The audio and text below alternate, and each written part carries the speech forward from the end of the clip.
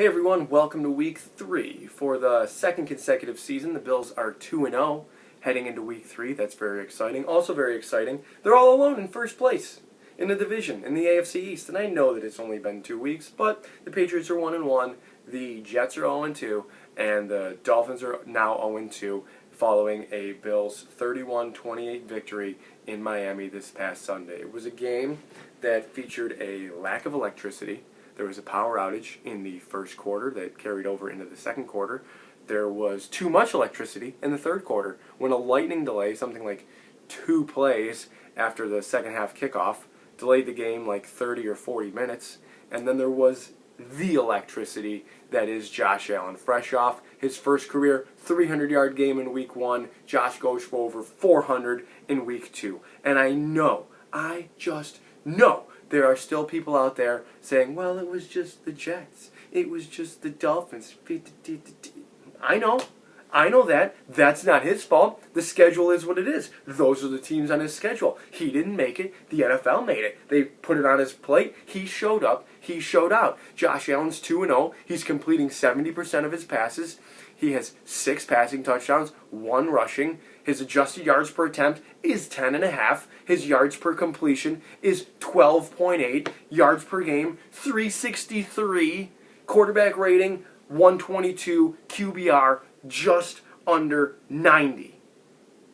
So what's your problem with him? I love analytics. Don't get me wrong. I love analytics just as much as the next guy. I've gone on this rant before. I have embraced them across pretty much all sports. But you have to admit, when there are outliers to your analytics. I know that there's confirmation bias in everything, especially on social media. You just want to be right. So you'll probably go back to Josh Allen and pick on that John Brown play where he sailed it over his head in Week 1. Or the John Brown play from Week 2 where he sailed it over his head towards the end of the game there. But you know what he did? He went back to that very same play, the next play, and threw what ended up being the game-winning touchdown pass to John Brown. So sometimes you just have to take the analytics and just kind of take them with a grain of salt. Because you know what? I was told that I could win with Tyrod Taylor. That Tyrod Taylor was a good analytical quarterback and that whatever. Okay, I've definitely talked about this before as well. And I got to the playoffs with Tyrod Taylor. I got to the playoffs. I scored 3 points in the playoffs. Okay, Josh Allen gets to the playoffs in his first game. Mind you, does he have better weapons? Yes, okay? I'm admitting that right off the bat. But he puts up a bunch of yards, probably should have won the game. Did he win the game? No. So what do the Bills do? They bring back everybody. They load up the offensive line with tons of depth. They get him Stephon Diggs. And what is Stephon Diggs doing? Tied for the league lead in receiving yards. The Bills are going crazy on offense, guys. You have to love to see it. 3rd in total yards, 6th in points. 1st in passing yards, 2nd in passing touchdowns, 5th in passing attempts, 3rd in net yards per attempt. According to ESPN's Mike Clay, in terms of game-adjusted passing percentage, or it's something like that, it doesn't mean like I said, I've addressed that they are 5th in passing attempts. Game-adjusted passing attempts. That means it's adjusted for game script. So, like, the Bengals have been throwing it a lot because they've been losing. So they will have a bunch of passing attempts, more so than the Bills, because they've been losing. But the Bills have been up, and they are still throwing a ton of passes. I believe Josh Allen threw 46 in Week 1, and 35 this past week against the Dolphins. And they did lead a lot of the game. Was the game perfect by any means? No. We saw the third quarter Bills come through again. And then heading into the fourth quarter, the Bills face themselves with a deficit. They are down by 3 points, 20-17. At a game it felt like they're up. Again, it's 17-10 or 17-13. I hated the 3 points that the Bills ended up giving up towards the end of the half. I thought that was like lazy and bad. And I don't mean that, like, I'm not giving you some sort of momentum point, but like it carried over into the third quarter. Ryan Fitzpatrick found some sort of groove. He started picking on the middle of the field. Micah Kaiser was outstanding for them. What a player he is. Like, he's a fantastic player. I expect those type of performances from him moving forward. Makes a ridiculous one-handed catch. beats whoever is covering him, especially Levi Wallace. Levi had himself a tough game. He got picked on quite a bit. Do I expect him to bounce back? Yes, I do. Did I think he was really out of position all the time? No. I think that Ryan Fitzpatrick was just putting the ball in the right place most of the time where his receiver had the best chance to get it. I noticed Levi was like right there, like here, like the Parker or something that's catching a ball here, or Parker's catching the touchdown like this, and like Levi's hands are like right here. And I know this is, I know I'm trying to talk to you with my hands, but like the ball is here, and Levi's hands are right here on the touchdown, and he's close. He's in position. So I would keep playing him, but he definitely had himself a rough day. I would like to see Josh Norman play. He's not eligible to play this week, but I think if Josh Norman were available, this is the point I was driving at, that you probably would have seen Josh Norman step into the game for Levi Wallace in that situation, just because, I mean, it's been said. It's been said. He was getting picked on. But I want to digress away from my original point, because the Bills found themselves trailing late in the game. I'm going to go right to the play-by-play here.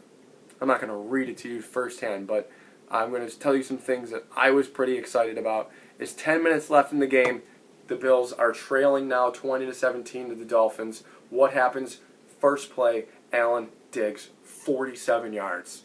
Instantly, the Bills are in Miami territory, inside their 30. What happens then? Penalty. A Mitch Morse penalty backs them up. 1st and 20. What happens then? Sack. 2nd and 24 from the from the Miami 42. So now you're kind of thinking like, well, hopefully we can just get this close enough to a field goal, and we're going to trust our rookie kicker to tie the game. At this point, there's, the clock is going under 9 minutes. Anyway, what happens? Josh Allen to Beasley, 24 yards, first down. Couple plays later, they hit Gabriel Davis, a rookie, for his first career touchdown to take the lead. Rookies are even participating here. Zach Moss had a touchdown in week 1. Reggie Gilliam had the first touchdown of the game for the Bills this past Sunday. And now Gabriel Davis is taking the lead for the Bills late in fourth quarters. Awesome. Just great to see overall. The Bills go up 24-20. The defense gets a huge stop. The Dolphins punt it back to the Bills with 4:26 to go, up by 4. What happens in this situation more often than not with past Bills teams? They hand off, try to get the first down, and then just pray that they use their timeouts and run the clock out. So the Bills hand it off on first down, and I don't hate that play at all, because you want to get the clock moving. It's just, once it's moving, then you can kind of open up the playbook a little bit. Smart teams do this at least. And what happens next? Allen to Diggs, first down.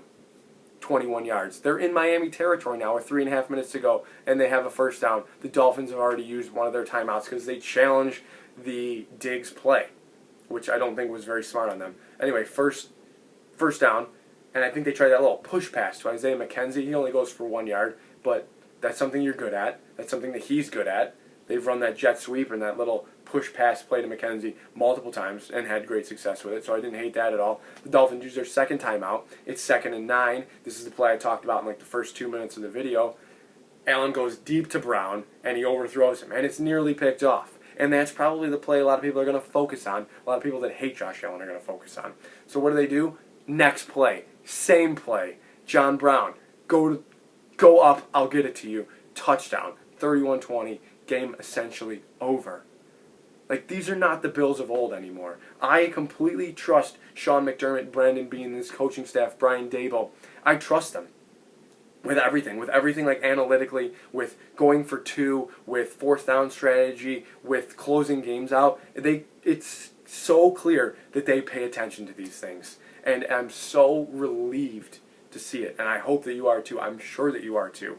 Who cares that they aren't establishing the run? It doesn't really matter. Like, would I like to see them run the ball with success? Sure. But if they're throwing the ball with this much success, keep chucking it. Bottom line. Here we are. 2-0. Heading into week 3. Does the schedule get a little bit tougher from here? Sure it does. 6 of the next 8 teams the Bills play, I believe, are 2-0.